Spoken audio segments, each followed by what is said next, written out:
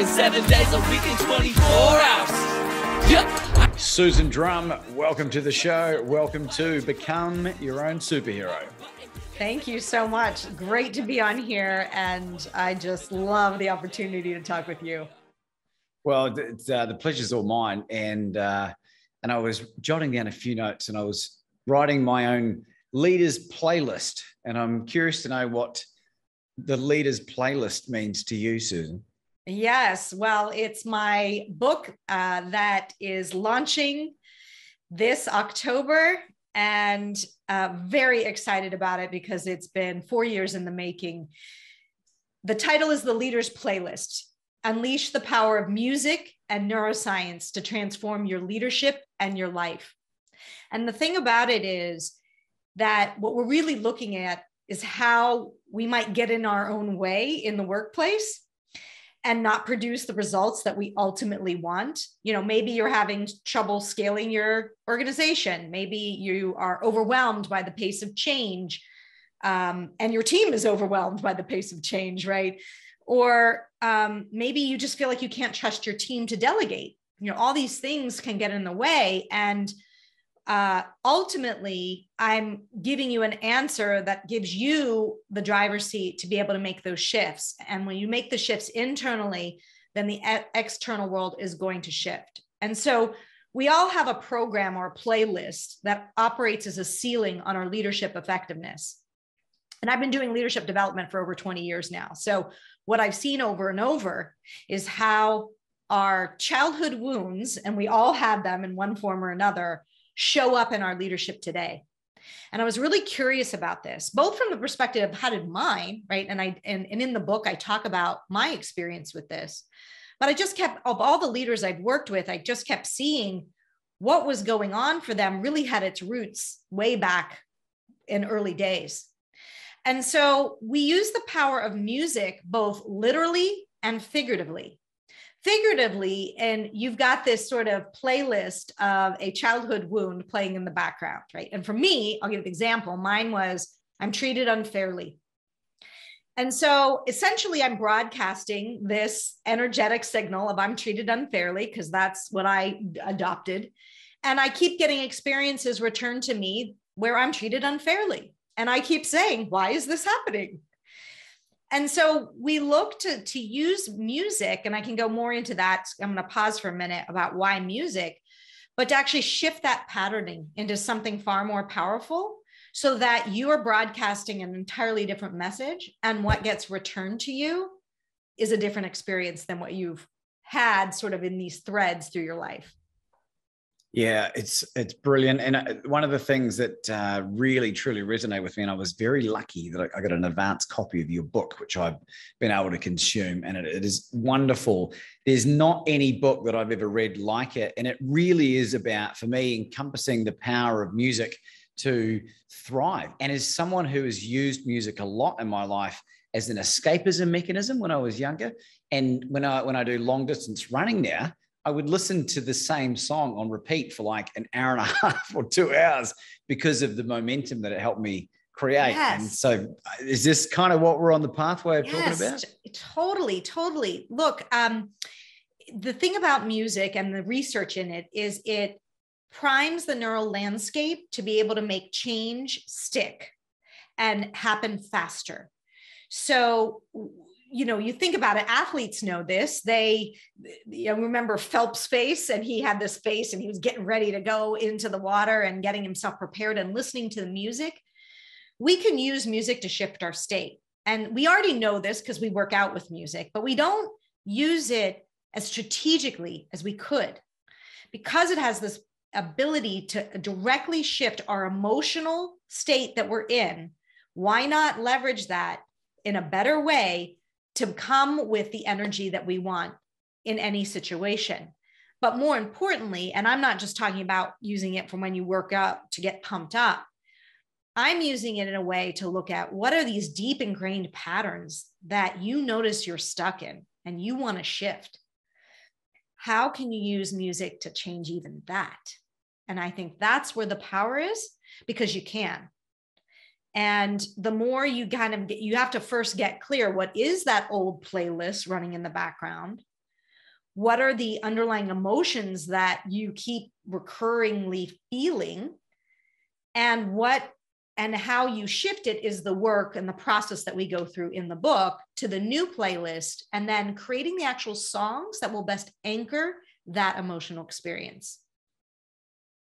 And one of the things that I found so interesting was as the book goes through, each chapter is sort of dedicated to a particular person whose name has been changed, I'm guessing, for anonymity, Yes. but they're all executive CEOs and CFOs and or entrepreneurs. And because as an executive coach, you legitimately coach billionaires, right? Yeah. Yes. And I wanted to crowbar that in there because I think like a lot of people have this image of what billionaires are and the challenge they go through. From a credibility point of view, I just wanted to make that very clear.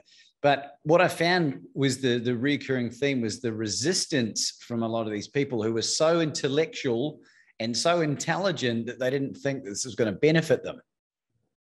Yes. And it's our protection, it's our armor, right? And when you have a high intellect, you use that as your weapon of choice, but it can also, it's getting in your way and limiting effectiveness because we're a full human being. We're not just in the brain. Your body sends off signals, more signals than you can ever imagine. And in fact, this is interesting. You can measure this.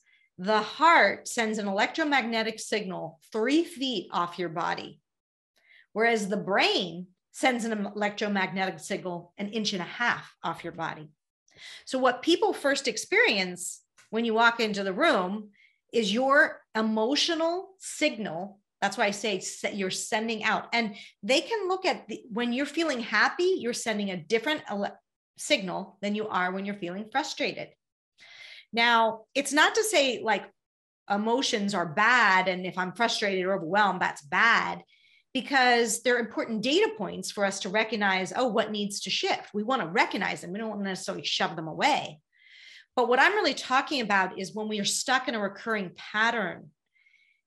And you think about it, your dog knows this, right? Your dog can tell when you've had a good day and a bad day. They pick that up. Well, how do they do that? Because they're reading this energetic signal, and people are sending that out that's why certain people, you just feel good in their presence, right? It's just like, and other people you're like, I don't know, like something just rubs me the wrong way about that person. And I think a lot of it has to do with this whole research around how our emotions play into who we are as a full human being, not just what we think. It's so interesting you bring that up. I've spoken about this a couple of times on previous interviews that I've done. As my healing journey progressed, Susan, I developed a better relationship with dogs and cats. And they would come up to me and they would like not that they were fearful of me prior to that, but they were way more connected, and they would feel like almost like they were safe with me. And people scoff it off and they're like, "Oh, you're imagining things," or "You smell like steak," but it's a real thing. And I think it's animals in general. There was a horse in Arizona when we were in Cave Creek, and this woman was trying to get back into the horse trailer float thing, and I was able to get it in. This is the owner of the horse. It was really cool.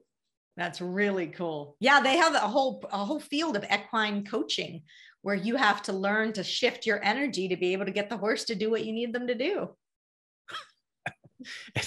and like equine chiropractors, it's just one of those fields. It's like, how did you end up in that? Like, how did they even figure out about like fixing horses and recorrecting their spine? Yeah. So I want to go a little bit back, Susan, because you are, I was going to use the word overachiever, but I think that's taken in negative context. It's not the case at all. You just kick ass at everything you put your mind to. You're a Harvard law graduate, if I'm not mistaken. Yes. Which is not what you do now. Right. You got into the corporate space, and then you got screwed over by a boss who left moments after you started and you moved into state. How would you describe what you do to people that have never heard of Susan Drumm now? Yes, it's helping people break through what holds them back so they can be everything they need to be in this world. I mean, ultimately, my mission is to help heal what holds you back so you can make a difference, a positive difference in the world. And we so need leadership. You know, when I think about the younger generation into the workforce and I talk to them, they're so disheartened by the lack of what they see as good leaders.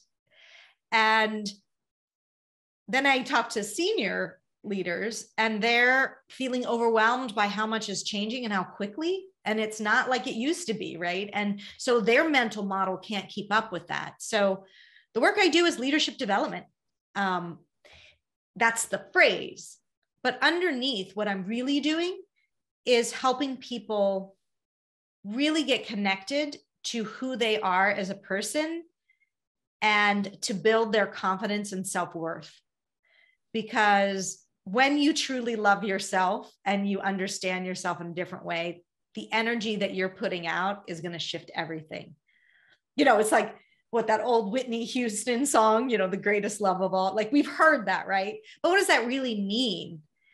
And I think I've had a lifetime of figuring out what that means for me. And I want to bring some of that wisdom through this book and others. But the work I'm really doing is helping people see that you are incredibly worthy. And there's ways in which you get in your own way, and we can let those go so you can be the beautiful soul that you are and the reason that you're here on the planet. Well, let's address something that I've always been curious to know. And these are the people that you spend a lot of time with by the sounds of it. You know, they talk about CEOs of big organizations being having psychopathic tendencies. What's your experience in that very general statement? Well, I'm not a psychotherapist, so I can't analyze from that perspective. You know, I've been coaching almost 20 years, and I just view it as there are different stages. What I know is there's different stages of adult development. So just like children, there's different stages for adults. And this was from work from an incredible Harvard researcher around how adults view the world and how that shifts as they grow. And the first level, which 5 to 10% of adults are still in, is the egocentric.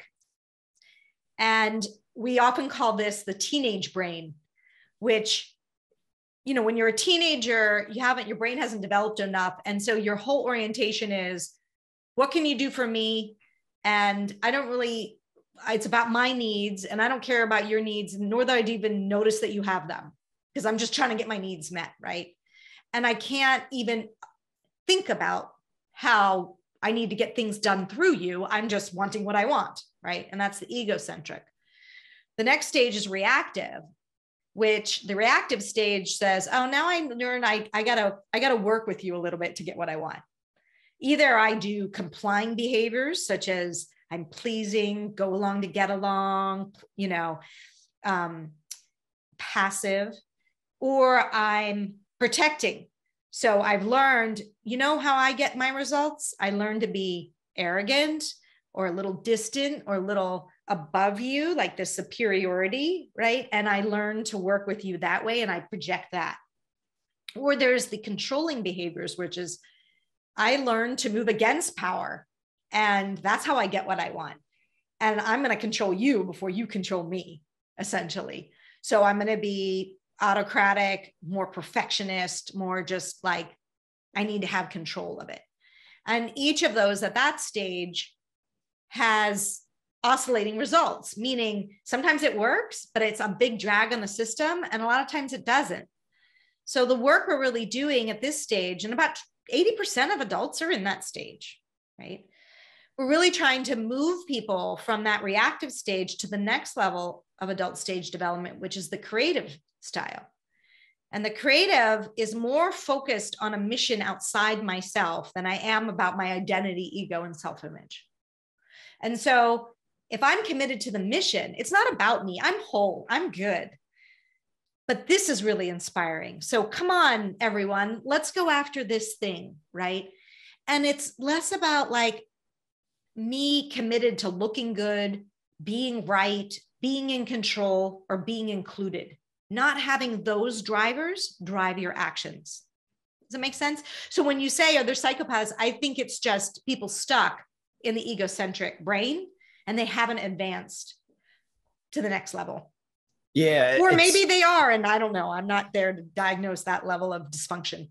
No, I didn't mean it to be a loaded question at all. It's one of those things where I've had, working in recruitment for 13 years, with a year out of my own, I had exposure to CEOs that were completely incompetent at people management, and fundamentally their business suffered as a result, especially when there's a downturn. In Australia, we didn't really go through a GFC. We had the mining boom that kept us propped up. The house price never went down. It was stagnant for a little while there, but we never went through what the USA went through or other countries. I think what's happening in the world now, we're about to go through what I believe to be, and I don't want to be doom and gloom, but just what it looks like it's going to be, a very significant financial reset and necessary as part of this growth. And it's going to be interesting seeing the CEOs that are slave drivers or operate from a place of fear and scarcity versus the Jonathan Kaisers of the world, for example, who, what's this book? You don't have to be ruthless to win. Ruthless to win, right? Right. Like, it seems to be that these people, and Adrian Gostick, who's a Marshall Goldsmith top 100 coach, him and his business partner, like, they do a lot of work around teaching CEOs to be like Jonathan. And there seems to be a lot of merit to that.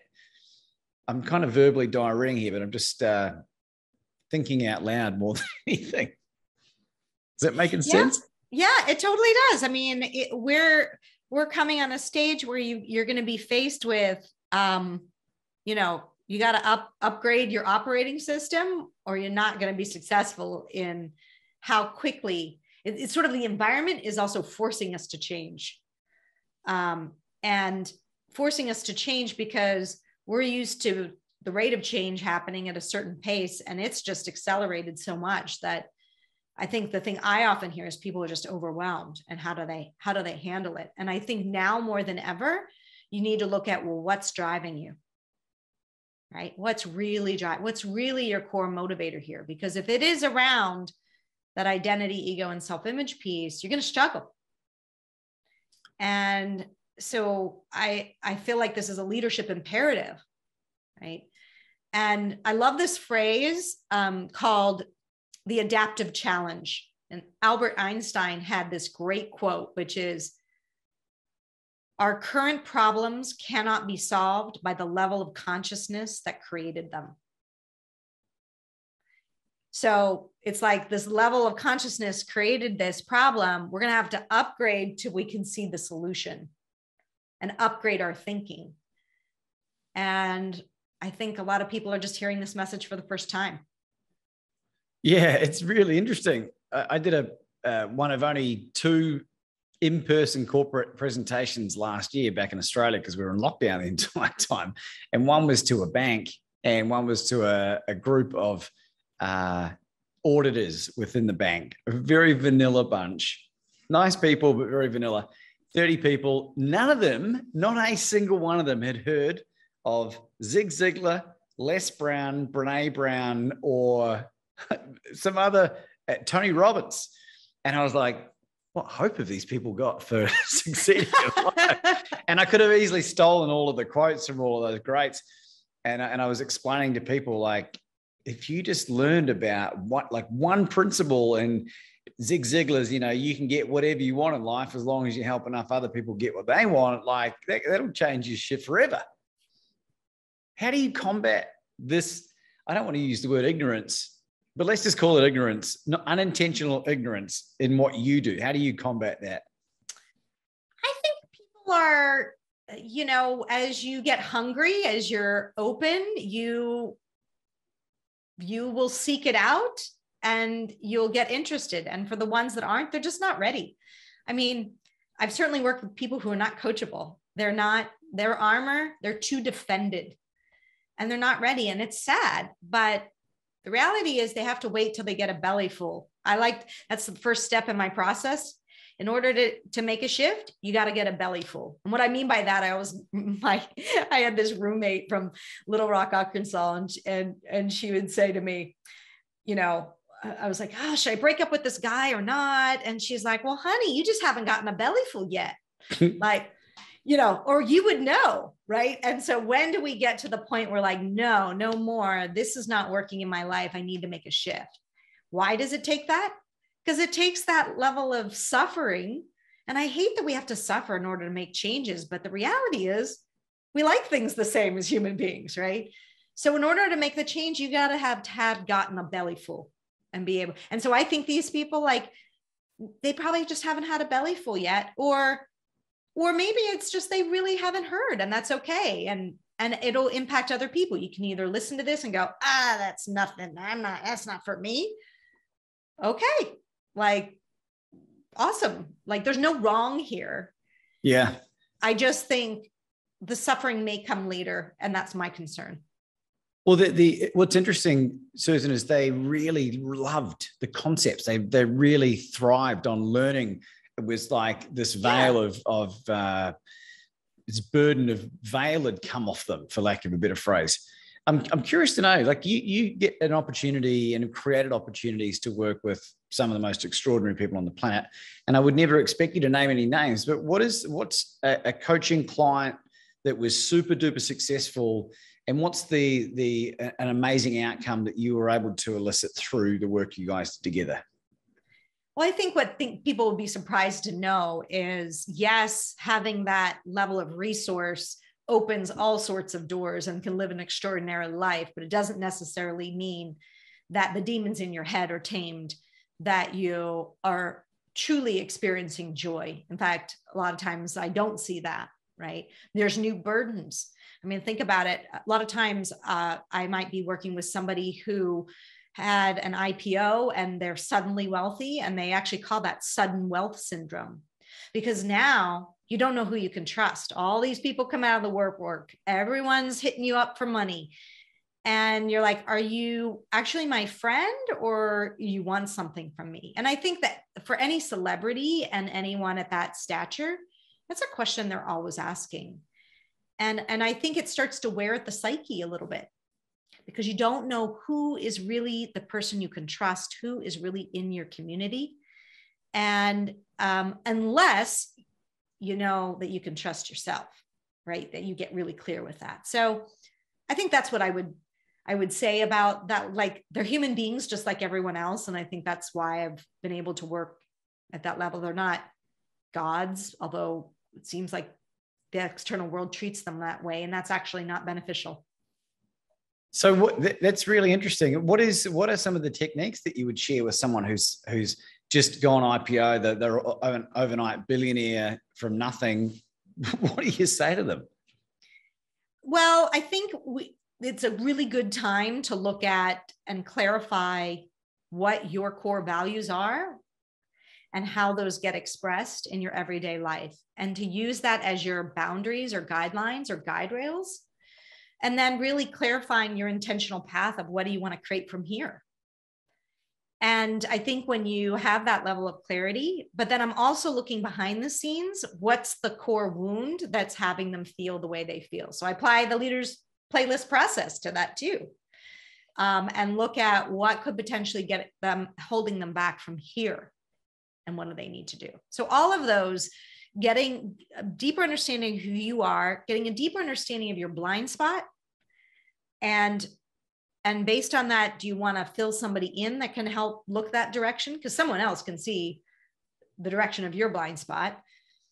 How do you want to handle that?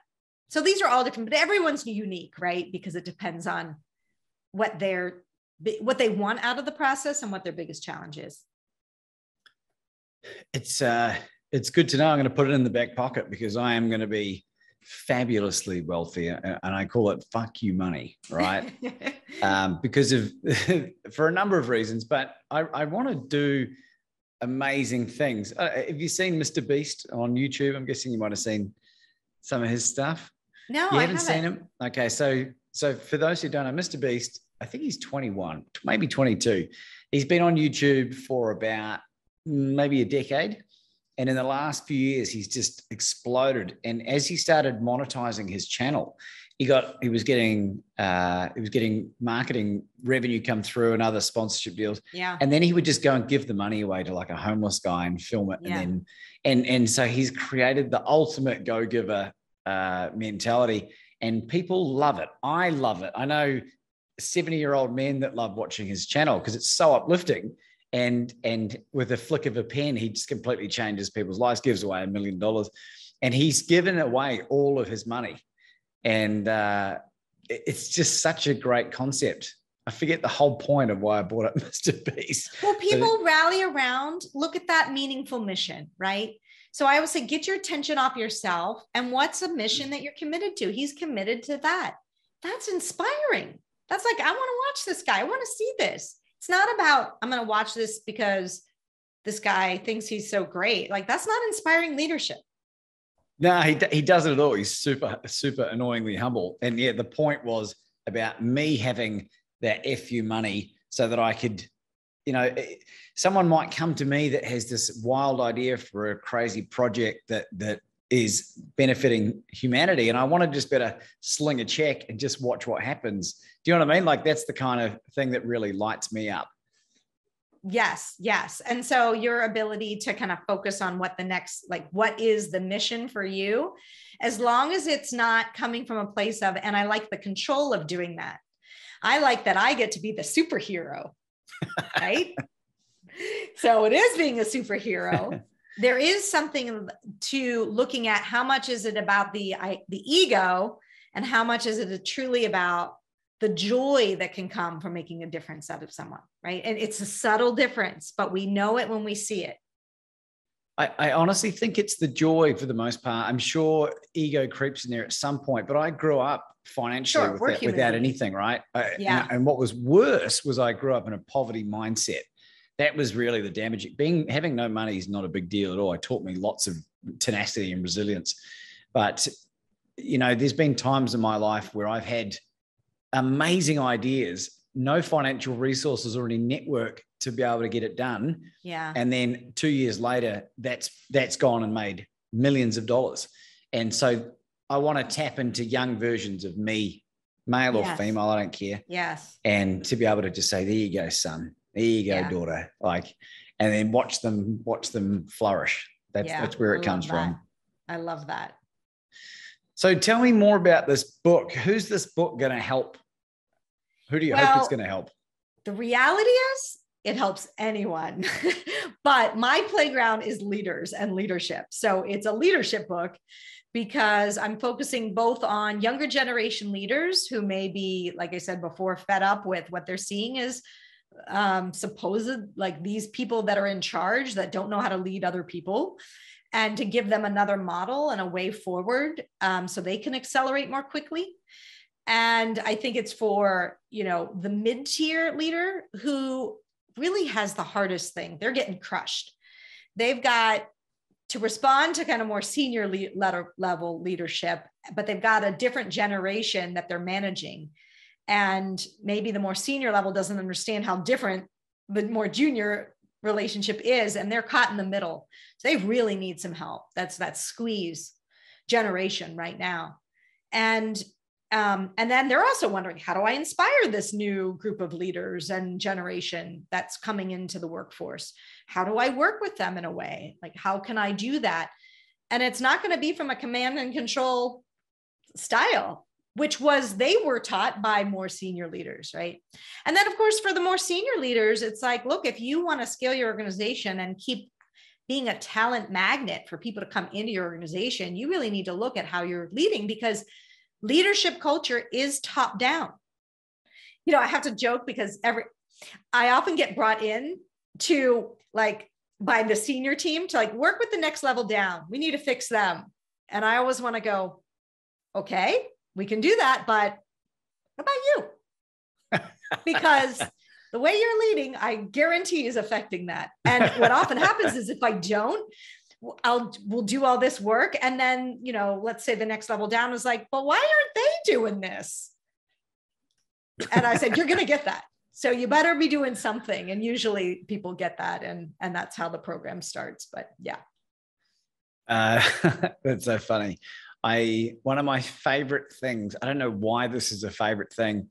I haven't had many opportunities to do it, but I warn all of the hiring managers that bring me in to speak that it's possible that people are going to resign after the knowledge I'm going to share with them. And I've got 100% success rate. And I'm kind of like, am I helping them just clear out the wood or the chaff? Like, or am I causing pain? And I think it's the former. Do you have this? Have you had this experience in what you do? Yeah, I think people get an awakening that they're not in the right place and they need to make a shift. And I mean, ultimately, I think when you're in your zone of genius, right, you're going to be the best that you can be in any place. So it's just a matter of time as you find your way. You know, I didn't get into leadership development. It took several different career twists and turns before I found, this is what I need to be doing. And if you look at my career early on, it was like all these, why did she leave? Why did she not practice law? Why did she, worked as marketing and business development, that didn't stick. And then she was an actor and got a master's in acting and like, what's going on here? And all that stuff, I had no idea, but it all works in what I do now. And I've been doing it almost 20 years. So it is about like, I think continuing iterating until you find like, no, this is the path forward for me. Well, there's something in all my research I didn't come across. I didn't know you were an actress. Oh, yes. So is there anything we would have seen you in? This is after law school. This is 5 years after graduating from Harvard Law. I'm in, and this is, I'd kind of now had worked for two different employers. I did strategy consulting for a while. I did marketing and business development and also Six Sigma. I was a black belt and a master black belt in Six Sigma. And I was sort of fed up with how I was being led, like what, and culture. And that's where I learned, you can have the greatest strategy in the world, but if the culture doesn't accept that, you're dead in the water. So I love that phrase, like culture eats strategy for breakfast. And so I was so fed up. I wanted to do something different. I just needed to mix it up. And I I started auditioning for drama schools in London. And I got into this master program from the London Academy of Music and Dramatic Art. And I did this program, and it was like Shakespeare and Restoration Theater and Chekhov, all the classics, and totally different, right, than my career path. People thought it was crazy, but there was something, my intuitive gut was like, there's something drawing me there. Now, I use so much of that training in the work I do today. It's like, that's where I first got this concept that we have this inner critic in our head, because as an actor, if you don't get clear about what that is, you're not going to show up authentically and be able to connect to your fellow actor. If I got the inner critic worrying about what the guy in that first row is doing, right, I'm not going to be present with my actor. And so I think you learn so much about yourself in acting, about being present, about being authentic, about dealing with the inner critic. And I thought, God, there's got to be a way you could bring this to business. So I didn't know it at the time, but it all came back around. So yes, well. That's so interesting. That gentleman I mentioned off camera, Robert Mack, you should check him out for those that are listening. He also was an actor and a model. Oh yeah. And I've done some acting as well. I wasn't formally trained in anything, but I think we've got a natural knack for it, being in the service industry or whatever you want to call it. Like, I don't know. There's a lot of another guy, David Wood, that I was talking to today, is an Australian guy. He's an author and a speaker and a coach. He's also still working as a professional actor in Hollywood. There's something in this. Yeah. Something interesting. Interesting. When I did my audio book, I took great delight in doing accents for different quotes. I did a John Lennon quote, and I can do not so bad, Beatles accent, and it probably sounds a bit more like Paul McCartney, but you know what I mean? It's one of those things, really. We're just a band doing it very, very big, that's all.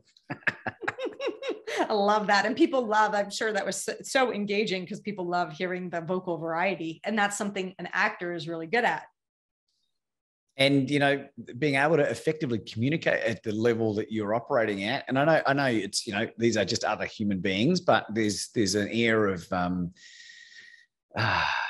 I don't know, responsibility to try and get outcomes, maybe in another scenario that wouldn't be quite so important. You know, if the company's going to collapse, if the outcome's not great. Yeah. Susan, how can people get a hold of you? Well, two things. You can go to my website, which is susandrumm.com. And that's SUSANDRUMM.com. And I have an interesting quiz on there about enlightened leadership. So you can see what your superpower is in enlightened leadership and what may be getting in your way and something to pay attention to. And I also have a podcast and a YouTube channel myself called The Enlightened Executive. And I'd love to see you there. We interview all sorts of incredible CEOs, senior leaders who have walked the talk on conscious leadership. And we hear about their journeys. And we also focus on what are the latest and greatest techniques to help you become a better human and a better leader. Everything from tech to assessments to programs, and have a lot of fun over there too. So love to see you either place. And I'll include the links to the podcast in the show notes below. Make sure you subscribe and get on there and like and share some of these amazing videos. I was going to say something else. Oh, and you can also get the book on the leadersplaylist.com, but you can get it on my website too. Yeah, the book. So the book, when this comes out, the book will be live. It'll be endorsed by amazing people who have a foreword written by someone who's yet to be revealed. And I am a connector on the quiz. Yeah. And yes, you are. It's a no-brainer. That's been coming up a lot in my life recently. Yeah. Susan, do you have any concluding thoughts for our audience today? I think just that to know that if you're struggling in any area, it's normal, but you're so worthy. And if you could look at yourself from a loving perspective, you'll be able to move through the struggle more quickly. So I always like to say, you are so worthy. And you are so worthy. Ladies and gentlemen, Susan Drumm.